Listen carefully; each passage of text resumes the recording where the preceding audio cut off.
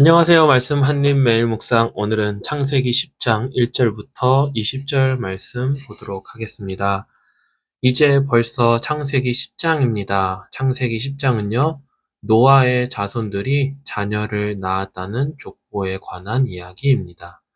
그런데 지난 시간에 우리가 나눴던 내용처럼 노아의 방주 안에는 죄가 있었고 그 죄는 노아와 함께 방주에 나왔습니다. 그리고 창세기 10장은 노아의 자손들을 통해 세상에 사람이 번성하게 되는 것을 말하지만 사람이 번성하게 되는 만큼 죄악도 함께 세상에 가득하게 되는 과정을 보여줍니다. 내용 살펴보도록 할게요. 우리 1절, 2절입니다. 노아의 아들 셈과 함과 야벳의 족보는 이러하니라. 홍수 후에 그들이 아들을 낳았으니. 그래서 1절을 보니까 홍수 후에 노아의 아들들을 통해 태어난 자손들에 대한 소개가 이제 시작되죠. 2절을 보니까 야벳의 아들은 이라고 얘기합니다. 2절부터 5절까지는요. 야벳의 자손들에 관한 이야기가 나옵니다. 5절을 보니까 이 야벳의 아들로부터 여러 나라, 백성, 그리고 각기 언어, 종족, 그렇게 많은 민족들이 생겨났다라는 것을 보여주죠. 이것은 창세기 1장에 있는 생육하고 번성하는 하나님의 축복을 받았다는 것을 우리가 알 수 있습니다. 자, 6절입니다. 함의 아들은 구스와 미스라임과 붓과 가나안이요. 이제 6절부터는 이 함의 아들들이 등장하는데 6절부터 어디까지 등장하냐면 20절까지가 이제 함의 자손들에 관한 이야기입니다. 이제 중요한 게 8절과 9절인데요. 8절과 9절을 보면 구스가 또 니므롯을 낳았으니 그는 세상의 첫 용사라라는 단어가 나오죠. 그리고 그가 여기서 그는 누구예요? 니므롯을 의미합니다. 니므롯이 여호와 앞에서 용감한 사냥꾼이 되었으므로 속담에 이르기를 아무는 그 누구도 여호와 앞에 니므롯같이 용감한 사냥꾼이로다 하더라.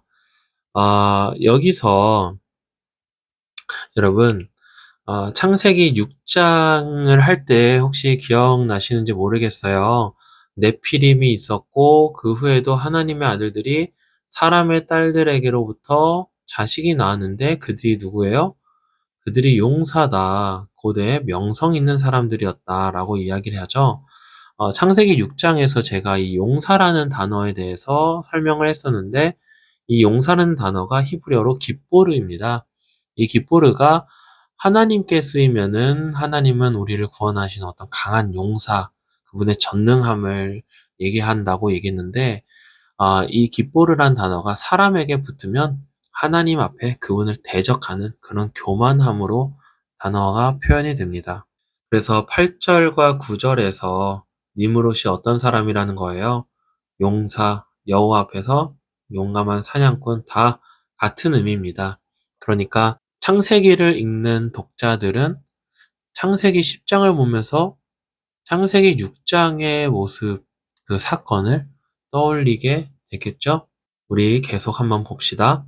그의 나라는 하면서 이 그의 나라가 누굴까요? 네, 니므롯입니다. 아까 니므롯의 나라는 신할 땅. 자, 이 부분이 중요합니다. 이 신할 땅이라는 단어를 주목하세요. 이거는 11장 바벨탑 사건을 다룰 때 이 신할 땅이라는 말이 나오니까 기억하시면 좋을 것 같습니다. 그의 나라가 이제 바벨과 에렉과 아깝과 갈레에서 시작되었다라고 얘기합니다. 그래서 11절부터 13절은 이 니므롯이라고 하는 인물을 통하여 나오는 수많은 제국들이 등장한다는 것을 볼 수 있어요. 그래서 그 제국들의 모습이 건설하였다, 큰 성읍이다. 그러니까 그냥 나라가 아니라 어떤 한 시대를 호령하였던 어마어마한 국가와 권력과 그리고 도시가 세워졌다는 것을 보여주는 것이죠. 14절부터 17절까지도 그 함의 자손들의 이야기가 계속해서 나옵니다.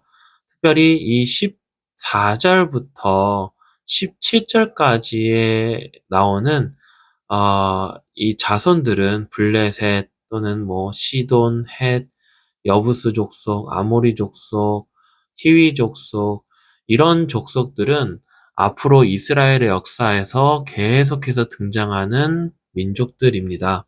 여러분들이 기억하시면 좋을 것 같아요. 그렇게 함의 자손인 가나안 자손들이 이 니므롯이라고 하는 사람을 중심으로 계속해서 나타납니다. 19절을 보면 우리가 익숙한 이 소돔과 고모라라고 하는 민족도 나오죠. 이렇게 니므롯, 그러니까 함의 자손들 중에서도 니므롯이라고 하는 인물이 좀 독보적이었다. 그리고 그 독보적인 그 사람을 중심으로 또 여러 나라와 민족들이 탄생하게 되는데, 특별히 그런 민족과 그리고 나라들은 어떤 사람들이었냐, 어떤 민족들이었냐, 소돔과 고모라처럼 타락한 도시를 건설한 그런 죄악이 번성하는 하나님을 전혀 믿지 않는 민족들이 나왔다는 것을 알 수 있죠. 자, 여기까지가 우리가 보는 이 노아의 후손들 중에 야벳과 함의 이야기였습니다. 우리가 이 족보의 이야기를 통해 무엇을 알 수 있는지 한번 말씀 적용 볼게요. 첫 번째로 반복되는 절망, 인류의 죄악입니다. 아까도 말씀드렸지만 창세기 10장 8절 9절에 이 니므롯이라고 하는 인물을 통하여서 세상에 하나님을 대적하는 그 죄악이 또 번성하였음을 우리에게 보여줍니다. 그러니까 창세기 10장의 핵심은 뭐냐면 인간의 타락과 범죄와 폭력과 악 때문에 하나님께서 홍수를 일으키셨잖아요. 그런데 그 홍수 이전으로 돌아가고 있다, 세상이. 그렇게 또다시 타락하고 있다라고 보면 될 것 같습니다. 그리고 두 번째로 우리가 좀 묵상할 수 있는 것은 그럼에도 그런 죄악 가운데서도 하나님은 공의로우심으로 세상을 심판하신다라는 거죠. 우리가 지난 시간에 노아가 함에게 저주한 내용이 그냥 분노해서 막 던진 말이 아니라 실제로 그의 저주가 여호수아 때 성취된다는 것을 말씀을 드렸었어요. 이스라엘 백성이 가나안 족속과 전쟁을 하면서 그들을 진멸시킨단 말이에요. 그러니까 가나안 족속이 누구의 후손이죠? 함의 자손입니다. 그래서 노아가 함의 자손인 가나안 족속을 향해 내린 저주가 오랜 세월이 지나서 여호수아 때 성취됐듯이 여러분 하나님의 말씀은요 아무리 긴 시간이 걸려도 반드시 이루어진다는 것을 우리가 좀 성경 전체를 통하여서 볼 수 있죠. 예를 들어 볼까요? 여러분 이스라엘 백성이 12명 정탐꾼을 보낸 후에 그 12명 중에 2명인 여호수아와 갈렙만 가나안 땅에 들어갈 것이라고 하나님께서 광야에서 약속하시잖아요. 근데 이스라엘 백성들이 몇 년 동안 광야 생활합니까? 40년 동안 광야 생활합니다. 그리고 그 40년이 지나서야 여호수아와 갈렙이 가나안 땅을 밟게 되죠. 그 가나안 땅을 정복할 때 갈렙의 나이가 80세였습니다. 80세가 넘어요.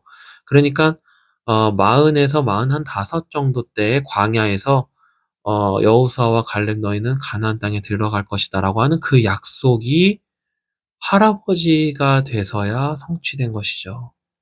이때의 갈렙의 신앙의 고백이 정말 대단하다는 것을 우리가 알 수 있어요. 그가 비록 80세가 넘었지만 하나님께서 이 산지, 그 땅을 내가 너에게 주겠다라고 하는 그 약속만 믿고 그 할아버지가 싸웁니다. 그러니까 갈렙은 무엇을 신뢰한 거예요? 하나님의 약속은 더뎌 보여도 반드시 성취된다는 그 하나님의 신실하심을 신뢰한 것이죠. 여러분, 이것은 세상의 심판도 마찬가지입니다. 세상의 불의와 악인이 잘 되는 것처럼 보여도요, 노아의 홍수와 그리고 예수님의 재림의 약속처럼 하나님의 심판과 섭리는 반드시 성취되므로 우리는 인내하면서 기다릴 필요가 있습니다.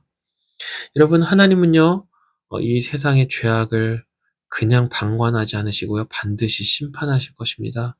이것은 우리가 홍수의 이야기를 보면서 알 수 있었던 것이죠. 그리고 예수님의 재림도 우리에게 말씀을 통하여 약속하고 계십니다.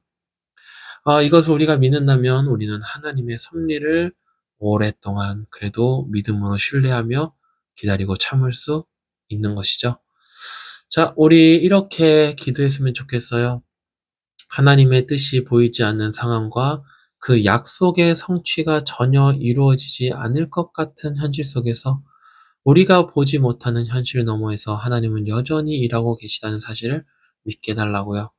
당신의 신실함으로 오늘 하루를 살게 해달라고 기도합시다.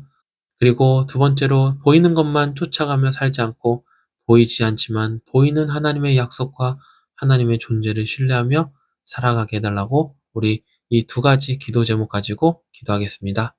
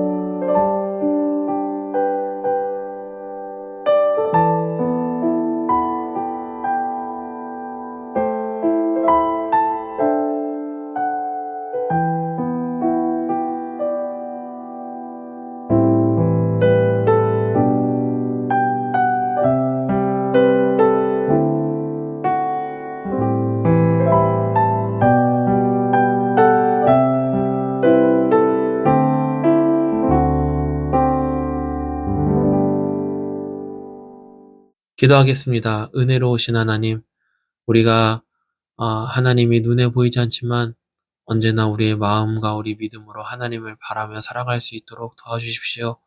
하나님의 약속이 그리고 당신의 뜻이 이루어지는 것이 더디어 보여도 그리고 하나님이 일하지 않는 것처럼 보일지라도 하나님을 신뢰하는 마음을 주세요. 그래서 오늘 하루도 하나님의 약속을 향하여 한 걸음 한 걸음 내딛는 작은 발걸음이 되게 해 주십시오. 예수님 이름으로 기도했습니다. 아멘. 네, 오늘도 여러분 하나님의 은혜 안에서 기쁜 하루 되세요.